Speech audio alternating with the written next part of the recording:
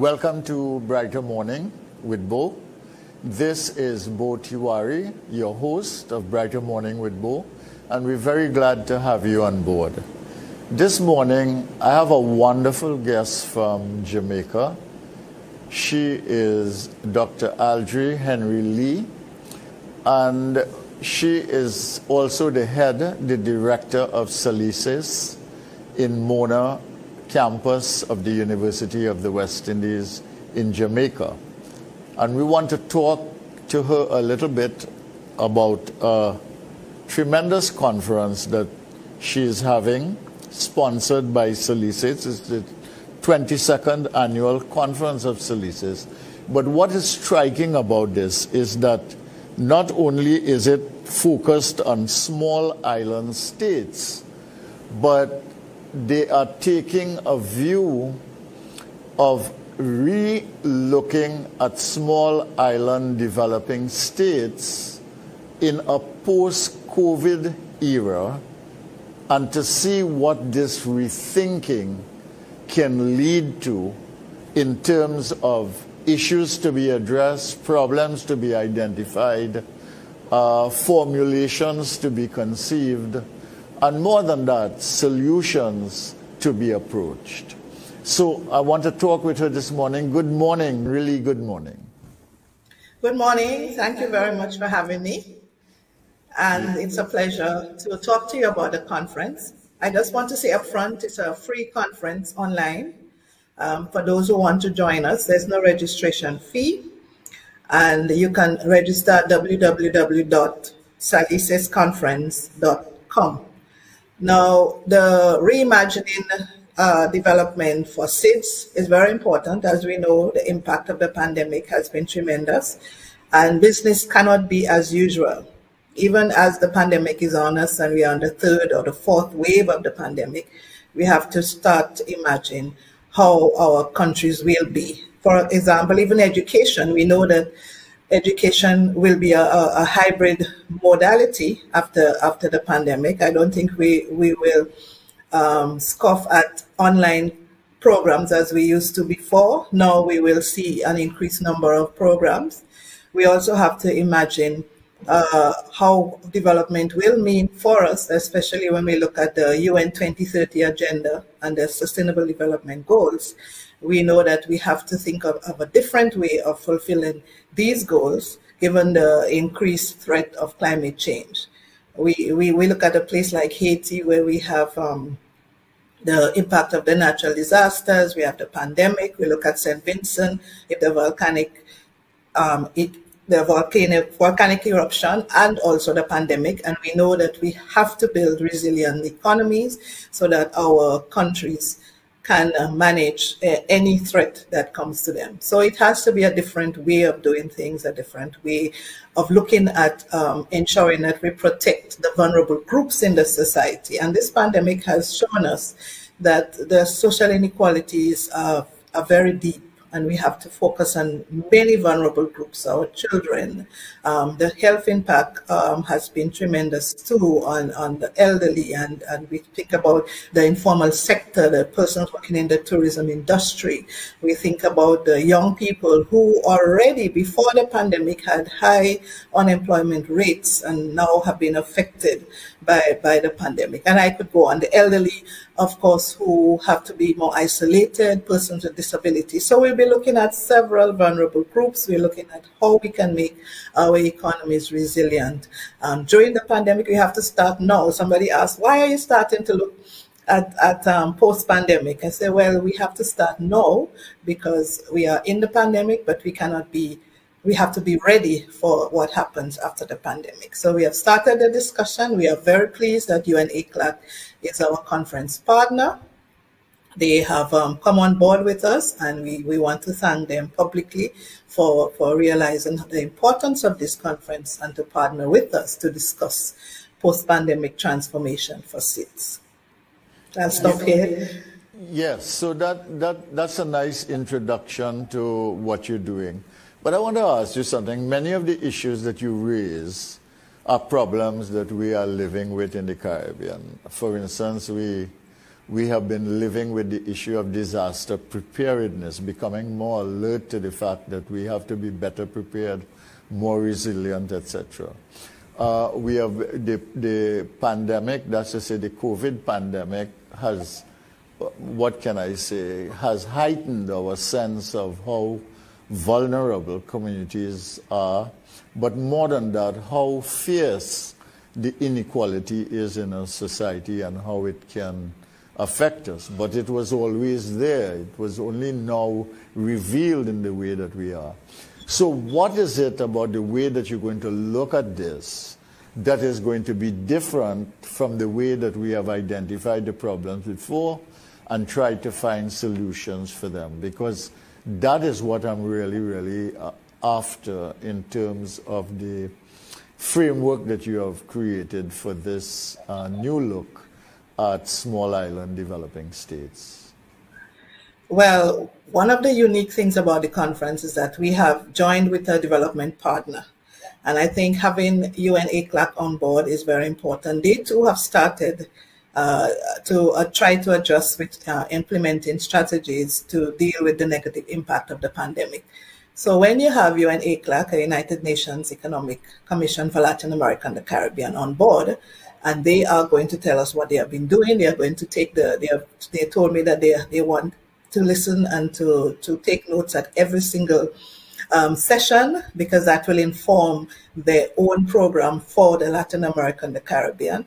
And I think that's important because we are also inviting other UN agencies to come on board with us so that they can listen, they can take notes, and the information that they get from the conference can influence their own development programs. So I think that it was just not an academic exercise. We, at the university, we have conferences as academic exercises, but this was this partnership was very deliberate because we wanted to ensure that what we are saying is going to find itself, the recommendations that we make are going to find themselves in development strategies. So when we have the development partners there, we think we have a very good chance of seeing some implementations of those recommendations. Of course, having Dr. Jean Leon there too, he will come and give the keynote address. He himself will ensure that he listens to what we have to say.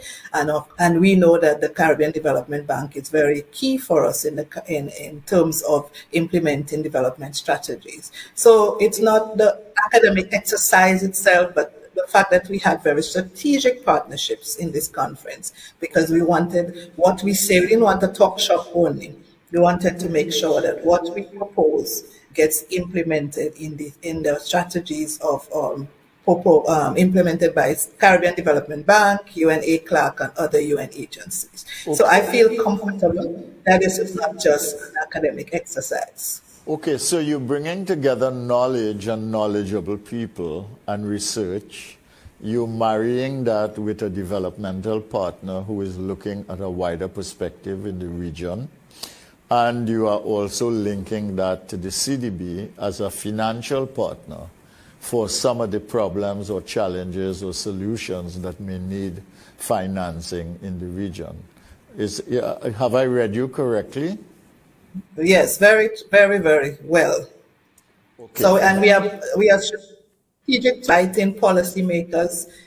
We know they cannot spend all 3 days with us, but we have targeted some plenaries that we know that they would want to listen to, and ensure that we give them special invitations to come and listen to how we propose, how they can join the conversation. And of course, it's not just speaking, because we leave time for persons to ask questions and to make comments. So we don't want it to be just persons presenting the papers and there's no discussion. So we have left a fair amount of time for public engagement, for persons to ask questions, to comment. We don't have all the answers. The presenters don't have all the answers.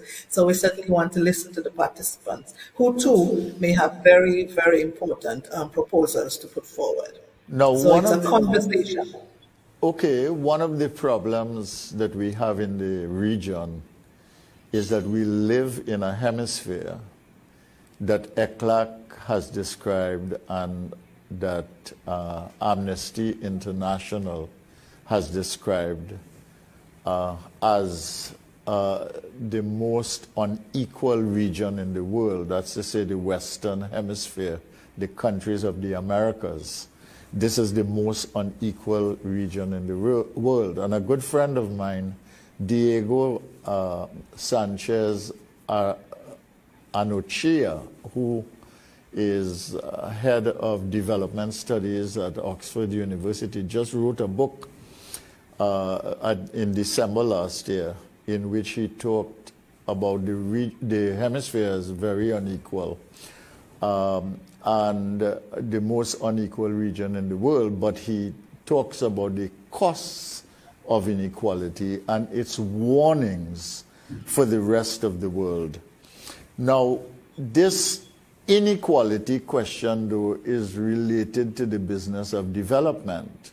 And in development, what you focus on are things like production, competitiveness, trade, investment, and then the intangibles of development like education, knowledge, research, etc. There are other things, but I'm taking out the primary ones. Are you going to focus on things like that because they are critical? Part of the problem, let's say with migration, and the Prime Minister of Haiti, I saw in the paper this morning, in fact, said that as long as you have inequality, you are going to have mass migration. So are you going to be dealing with things like that in your conference? Yes, we are looking at economic, social, cultural, political impact of COVID-19. And I was so inspired by Prime Minister Motley's speech at the General Assembly, where the question of inequality came up, of course, and she was begging the UN to listen to states, to listen to small island developing states, to how much more, how many more natural disasters must we have, how much more cries must we hear from our poor persons living in poverty, and it's time for action. There is a goal called Sustainable Development, goal number 17, which is part of the UN 2030 agenda, which calls for global partnership for development. Yes. And I feel that this goal, we have to pay more attention to it, and not just speech, as Mia Motley says, but that we have to activate it. We have to listen. We have to ensure that we have this distribution that is so key to reducing this inequality. Just to take an example of the vaccinations. And as she said, there are enough vaccinations to go around the world and to ensure that everybody is vaccinated. But who has the vaccines? The developed world, they keep it for their people. They are looking to give boosters, while we are still trying to give out, in the developing world, we are still trying to give our people the first dose. So that's just an example of the kind of inequality at the global level.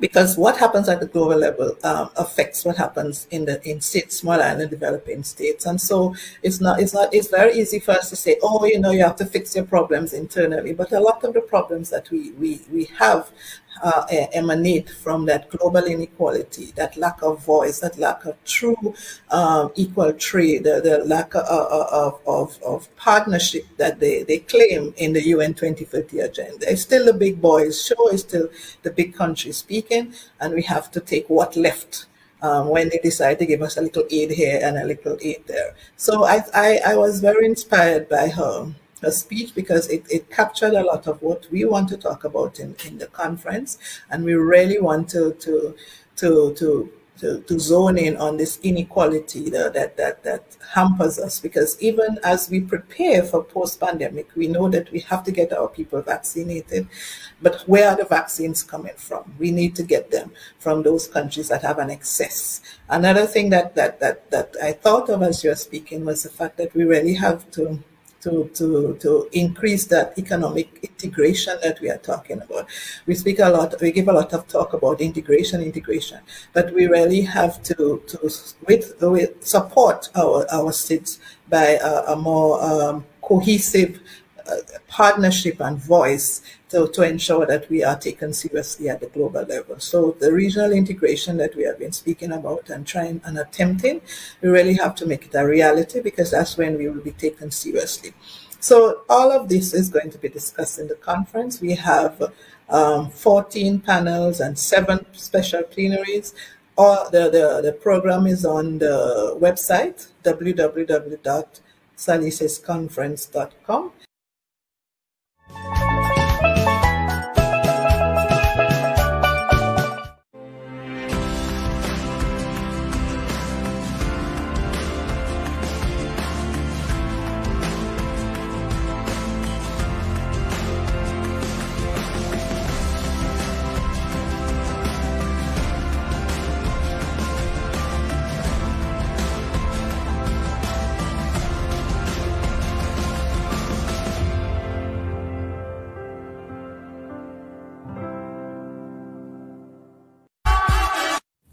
Your house is more than just a home. It's the new normal. It's your place of work, your kid's school, and even your gym. It's where you and your family spend most of your time. With over 43 years in the building service industry, let Magic Mist Services Limited take care of your home cleaning and maintenance needs. From ceiling to floor, interior and exterior, allowing you to focus on what matters most to you. Give us a call. Magic Mist Services Limited, your total facilities management solutions provider.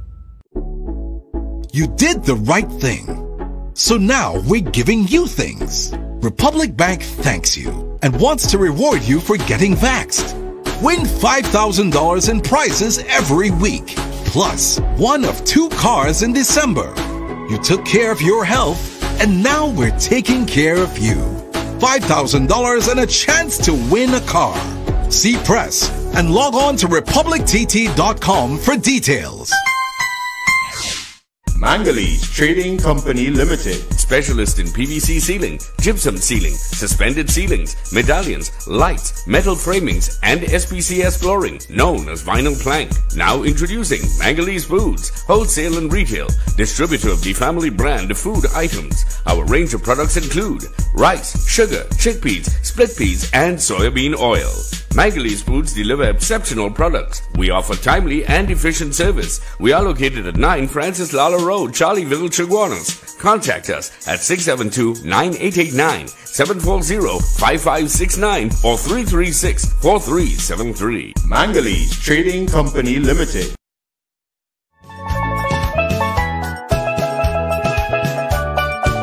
Acknowledgement. And secondly, creating the platform for a financial transfer in a way that is developmental in focus. And it's acknowledging the underdevelopment that imperialism and colonialism created. Not so that really is a very important discussion and a very important issue. I want to close by asking you a final question. You are dealing with small island developing states, and it's true, many of the countries of the Caribbean are small island developing states. But would this have value, let's say, for the countries of the Pacific who are having some difficult times and islands everywhere? Or is it going to be so focused on the Caribbean that you will have to basically derive lessons from it for other small islands? No, it won't be only focused on the Caribbean. That's why we have you on ACLAC, Latin America and the Caribbean. So we will hear voices outside of the Caribbean. And I'm happy that we are not only the English speaking, but the non-English speaking territories will be represented. And I want to just remind people that we do have translation for those joining us from Mexico, because we do have some papers from Mexico.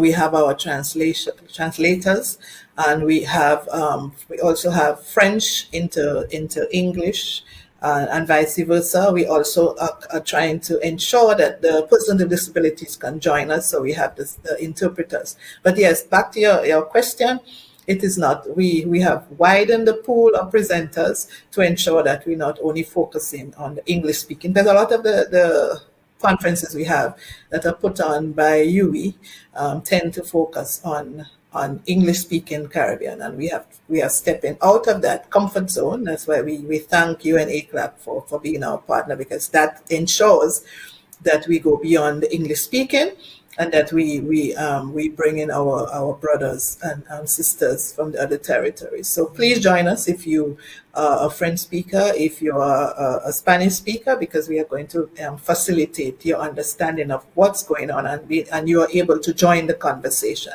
And persons with disabilities, we beg you to join us also, because we have lots of sessions that look at the vulnerability of persons with disabilities, and there will be sign language interpreters for you. We can't address every disability, but we are certainly going to ensure that we have sign language interpreters. So yes, it's going to be as inclusive as possible, because we are focusing on inclusive development, and we are trying to ensure that we everybody can join us and feel as an equal partner in this conversation. Well, I want to thank you very much, Dr. Henry Lee, for this wonderful conversation that we've had, and to congratulate you on the conception of your conference on small island developing states, and basically bringing together partners in knowledge as well as partners in development and partners in finance, to make sure that ideas are turned into projects and opportunity, and that things get done that make a difference to development of people in the Caribbean. Thank you so much for talking with me this morning, and I wish you the best of luck in your conference being promoted and carried by SALISES in Mona, Jamaica. Thank you so much. Thank you very much for having me, and everybody, please join the conference tomorrow. We start at 9 Jamaican time, 10 o'clock Eastern Caribbean time, and it's at www.salisesconference.com. It's free. Please join the conversation. It's all about us. Everybody's voice needs to be heard. Thank you very much.